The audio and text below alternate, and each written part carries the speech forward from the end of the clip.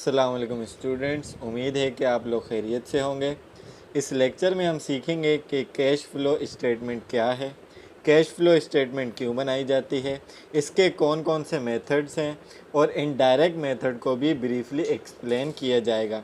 Let us understand cash flow statement. Cash flow statement इसलिए बनाई जाती है ताकि बिज़नेस में कैश मूवमेंट का पता चल सके। अगर कैश रिसीव हो रहा है तो ये इंडिकेट करेगा कि कैश इनफ्लो है, और अगर कैश पेमेंट हो रही हैं तो ये कैश आउटफ्लोज को शो करेगा। अब अगर इसको मज़ीद सिंपल वे में समझाने की कोशिश करूं तो नेम से ही बात समझ आ जाएगी। सबसे पहले कैश, यहाँ पर कैश का सेंस थोड़ा ब्रॉड होगा, मीन सिर्फ कैश ही नहीं बल्कि कैश एंड कैश इक्विवेलेंट भी आएगा।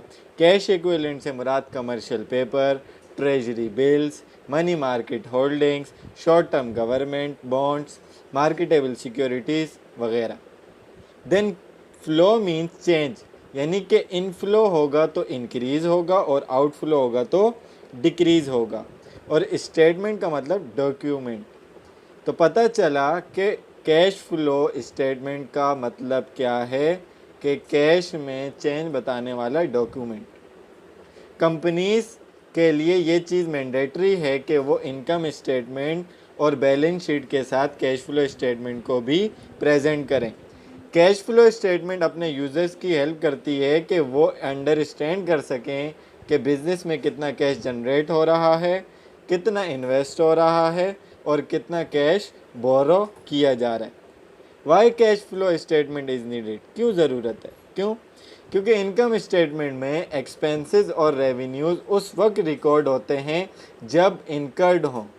इसीलिए प्रॉफिट और loss actual cash position of the business को शो नहीं करते।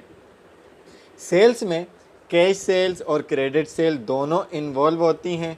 इसी तरह ऑपरेटिंग एक्सपेंसेस में कैश एक्सपेंसेस और अक्रूड एक्सपेंसेस भी शामिल होते हैं, इसलिए प्रॉफिट और लॉस कंप्लीटली रियलाइज्ड नहीं होता। कैश फ्लो स्टेटमेंट बनाने के लिए दो मेथड यूज़ किए जाते हैं, एक डायरेक्ट मेथड, दूसरा indirect method. Indirect method locally और इंटरनेशनली सबसे ज़्यादा यूज़ किया जाता है, पर इजाज़त दोनों की है। और इंटरनेशनल अकाउंटिंग स्टैंडर्ड आपको इनकरेज करता है कि आप डायरेक्ट मेथड से स्टेटमेंट को प्रिपेयर करें।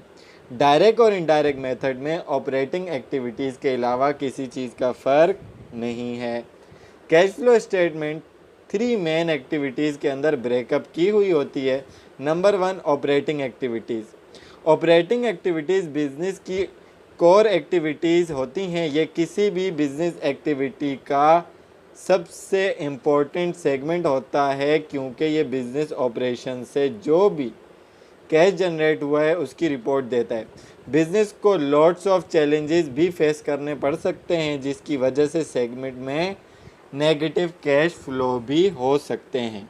नंबर 2, इन्वेस्टिंग एक्टिविटीज़ बताती हैं कि फिक्स एसेट सेल करने से और किसी भी लॉन्ग टर्म इन्वेस्टमेंट के रिटर्न से कैश में कितना चेंज आ रहा है।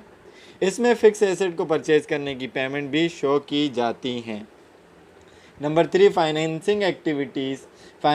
फाइनेंसिंग एक्टिविटीज़ का सेगमेंट भी इन्वेस्टर्स पॉइंट ऑफ व्यू से बहुत क्रूशियल है, क्योंकि इसमें increase in share capital, increase in bank borrowings और बॉन्ड्स वगैरह की वजह से जो कैश मूवमेंट हो रही होती हैं उनको शो किया जाता है।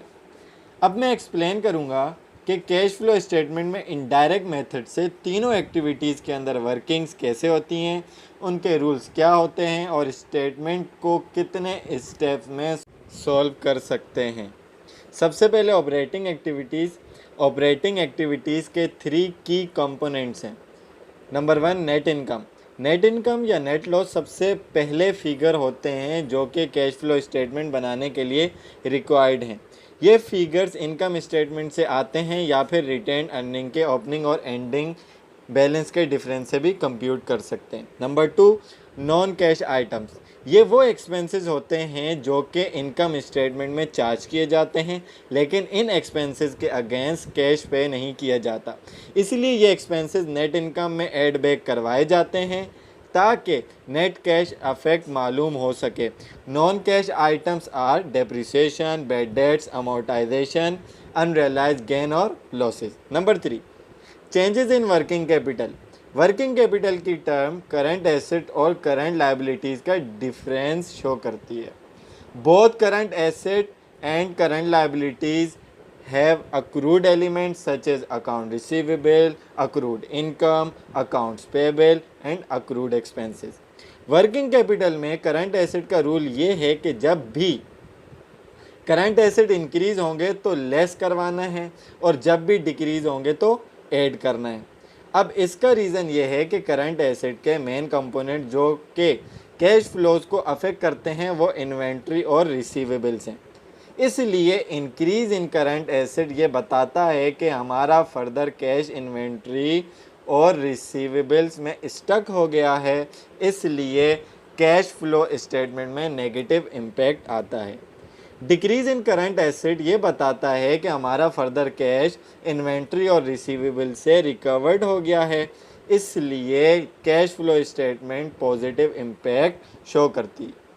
वर्किंग कैपिटल में करंट लायबिलिटीज़ का रूल ये है कि लायबिलिटीज़ जब भी डिक्रीज़ होंगी तो आपने लेस कराना है और जब भी इंक्रीज़ होंगी तो आपने ऐड कराना है।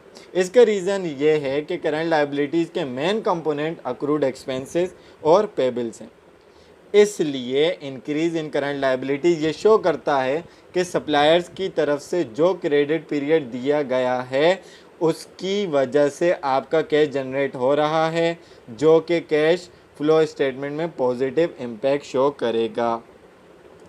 डिक्रीज़ इन करंट लायबिलिटीज़ का मतलब ये होता है कि सप्लायर्स और सर्विस प्रोवाइडर को कैश पे किया है, इसकी वजह से cash flow statement negative impact show करेगी। नंबर 2, इन्वेस्टिंग एक्टिविटीज़ उन कैश फ्लोज को हाईलाइट करती हैं जो फिक्स एसेट को सेल और परचेज करने की वजह से अराइज हुए हों। मिसाल के तौर पर machinery, equipment, land and building. Long term investment की सेल एंड परचेज भी इन्वेस्टिंग एक्टिविटीज़ में शो होती हैं। मिसाल के तौर पर investment in companies, securities and shares. Interest on loan and deposit due from other entities भी इस सेगमेंट में as a interest receive show किए जाते हैं। Number 3, financing activities. इस सेगमेंट में लॉन्ग टर्म लायबिलिटीज़ और शेयर होल्डर इक्विटी से जो कैश मूवमेंट होती है उसको रिकॉर्ड किया जाता है। Increase in long term liability like borrowing from bank, issuance of bonds and issuance of debenture positive impact show करती हैं। Similarly payment of long term loans, bonds and debentures से negative impact आता है। Increase in share holder equity bye issuing new shares भी financing activities में record किया जाता है, जिससे पॉजिटिव इम्पैक्ट आता है। सिमिलरली डिविडेंड भी रेगुलर इंटरवल पर पे किए जाते हैं, जिससे नेगेटिव इम्पैक्ट आता है और ये भी फाइनेंसिंग एक्टिविटीज़ में शो किए जाते हैं। आप 6 स्टेप में कैश फ्लो स्टेटमेंट बना सकते हो या इसका क्वेश्चन सॉल्व कर सकते हो। स्टेप नंबर 1, आइडेंटिफाई करें नेट इनकम। यहाँ नेट इनकम से मुराद income before interest, taxes and dividends है। अगर नेट इनकम क्वेश्चन में गिवन नहीं है तो आप रिटेन अर्निंग के बैलेंस से कंप्यूट कर सकते हैं। स्टेप नंबर 2, आइडेंटिफाई करें नॉन कैश आइटम्स को if any given in the question, then add back these non cash items in net income. Step number 3, rules of working capital को use करते हुए working capital को compute करें और इस figure को स्टेप नंबर 1 और 2 में ऐड करवा दें तो आपके पास ऑपरेटिंग एक्टिविटीज़ आ जाएंगी। स्टेप नंबर 4, आइडेंटिफाई करें movement in fix asset means fix asset को सेल किया है या परचेज किया है, जिससे इन्वेस्टिंग एक्टिविटीज़ कंप्यूट हो जाएंगी। Step number 5, identify movement in paid up capital, long term loans, debenture, bonds and payments of dividends to compute financing activities. Step number 6, operating activities, investing activities और financing activities जो net inflow या outflow हुआ है इनमें उसको सम कर लें। Then question में गिवन कैश का ओपनिंग बैलेंस ऐड करवा दें, जिससे आपका कैश का एंडिंग बैलेंस आ जाएगा।